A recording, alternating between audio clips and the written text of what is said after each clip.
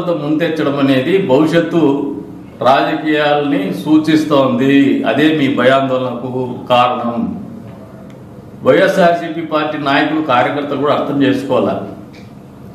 మీ నాయకుడు ప్యాకప్ చెప్పేస్తున్నాడు, ఏమంటే బయటపడ్డా. ఆ ప్యాకప్ చెప్పే క్రమంలో భయపడినామని తెలిస్తే ఉండే వాళ్ళంతా వెళ్ళిపోతారేమని చెప్పేసి అప్పుడప్పుడు గంజాయి వ్యాపారస్తులకి, రౌడీ షీటర్లకు విగ్రహాలు పెట్టేకి, వాళ్ళని పరామర్శకు పోయి సైకో ఫ్యాన్స్ని కొద్దిమందిని రెడేసుకొని వాళ్ళతో రఫా రఫా సిగ్గు ఎగ్గు లేకుండా రఫా రఫా సినిమా డైలాగులు చెప్తే మంచిదే, కానీ సినిమా డైలాగులు ప్రతిపక్షాలను బెదిరించడానికి, ప్రతిపక్ష పార్టీల కార్యకర్తలను బెదిరించడానికి పనికిరావని చెప్పేసి జగన్మోహన్ రెడ్డి వాస్తవాలు తెలుసుకుంటే మంచిదని చెప్పేసి కూడా హితవు పలుకుతాను.